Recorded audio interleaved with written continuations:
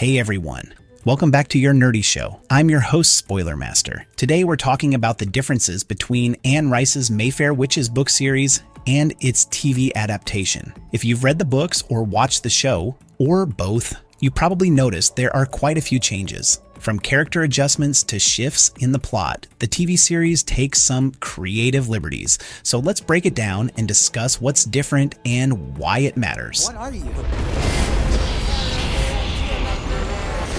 Rowan Mayfair's appearance fans of Alexandra Daddario will be pleased to see her play Dr. Rowan Mayfair in the TV series. She delivers a strong performance, but there is one notable difference between her and the Rowan described in the books. In Anne Rice's original text, Rowan is described as having platinum blonde hair and piercing gray eyes, a stark contrast to Daddario's brunette locks and bright blue eyes. Though this may seem like a minor change, it highlights the adaptation's decision to take creative liberties with character appearances. In many ways, the show prioritizes character depth and storyline over strict visual fidelity to the book descriptions. Do it! Lasher's shift from villain to charmer. In the book, Lasher is a sinister and malicious force in Rowan's life. His influence is psychological, torturing her and manipulating her actions. However, in the TV series, Lasher takes on a more charming, almost rock star persona, portrayed by Jack Huston. He's smoother, more seductive, and even seems to have a certain charisma. This change makes Lasher less of an outright villain and more of a complex figure, someone who could easily be mistaken for a helpful ally. While this update brings a modern flair to the character, it also diminishes his threatening nature, especially considering how the TV series alters his plans in the season finale. The fusion of Michael Curry and Aaron Lightner. One of the most notable changes in the adaptation is the merging of two significant characters into one. In The Witching Hour, Rowan's love interest, Michael Curry, gains psychic powers after surviving a near-death experience. Alongside him, Aaron Lightner acts as a father figure and guide, helping him navigate the complex Mayfair family politics. In the TV series, however, these two characters are combined into Ciprien Grieve. Ciprien has Michael's magical abilities and is a member of the Order of the Talamasca, an organization that watches over supernatural entities. He's also tasked with investigating the Mayfair family, but ends up falling in love with Rowan. This streamlines the story, but it also means that Ciprien takes on both the role of Rowan's love interest and father figure, creating a different dynamic. Is it Talamasca? How the show adds more diversity to the cast. One of the more refreshing updates in the TV series is the increased diversity in the cast. While the Mayfair family remains white, consistent with their Scottish heritage, the show introduces a broader range of ethnicities among the supporting characters. This change updates the source material, which occasionally presented racial issues in a problematic light, particularly when referring to the staff at the Mayfair estate. The addition of Ciprien Grieve, who is portrayed by a black actor, is an important step forward in ensuring that the world of Mayfair Witches feels more inclusive and contemporary. The showrunners have acknowledged this change as a necessary one, especially considering the original book's dated racial descriptions. Thank you very much for the invitation, and I am so very Relation between Courtland and Carlotta Mayfair. In the book, Courtland and Carlotta Mayfair are from different generations, highlighting the family's varying levels of power over time. Courtland, a much older character, is depicted as a patriarch,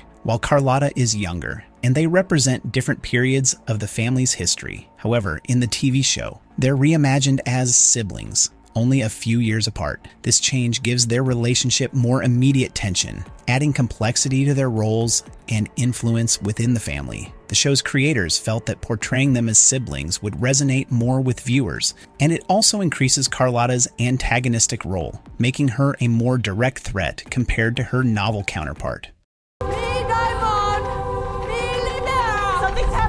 The Mayfair Emerald's new role? The Mayfair Emerald plays a key role in the books as a symbol of Lasher's control over his chosen Mayfair witch. It's a tool of domination, a brand that signifies Lasher's influence over the family. In the series, however, the Emerald's function is more literal, acting as a contract that binds its wearer to Lasher's will. In one particularly disturbing moment, the TV series shows Lasher forcing a maid to commit suicide by making her wear the Emerald. This change adds a physical dimension to the Emerald's power, and it also introduces a new aspect in the form of a key, further expanding its mysterious role. What the key unlocks is still unknown, but it's clear that the show has bigger plans for this crucial artifact. Oh, a prayer, good.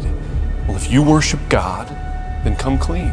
The Witch Hunters. One of the more surprising additions to the TV series is the introduction of the Witch Hunters, a group of misogynistic men who aim to destroy witches. These characters seem to be a modern commentary on toxic male subcultures, reflecting issues like the incel movement. The Witch Hunters are a completely original plotline, not found in the books. While this addition might seem like an unnecessary detour from the core story, it highlights the TV series' desire to address modern-day themes like gender relations and power dynamics. However, the Witch Hunters subplot does take away valuable screen time that could have been spent on the Mayfair family's history and other key plot lines. Like I'm a ghost.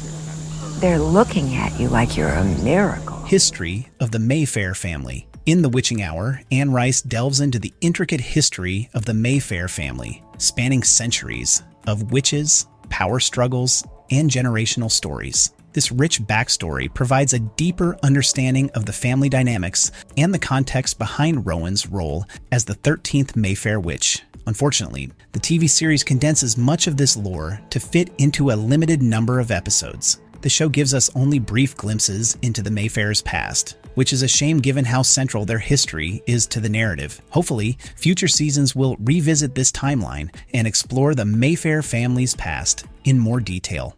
The 13th witch is the doorway.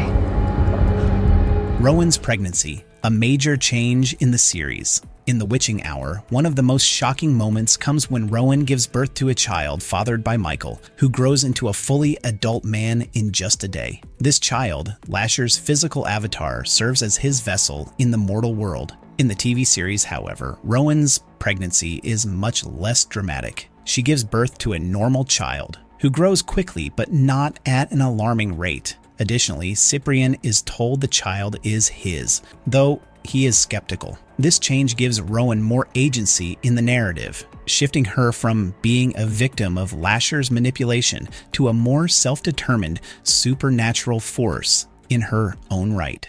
I'm not a witch. You're making a mistake.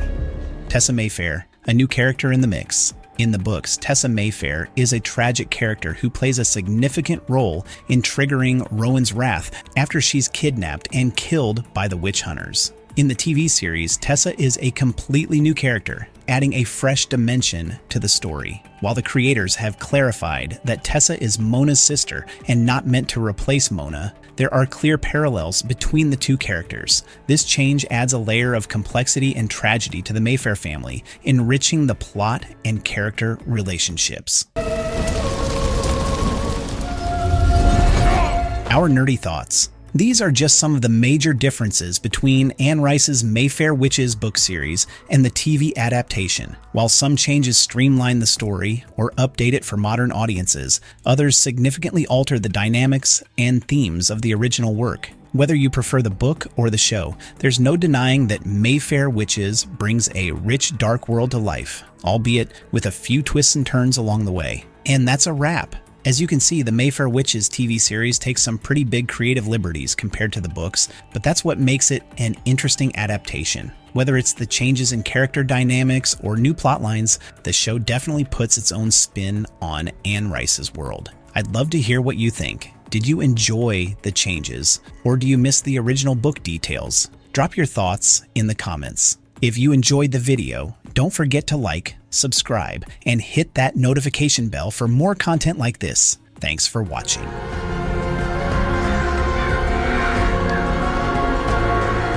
Now what the heck, I'll laugh anyway.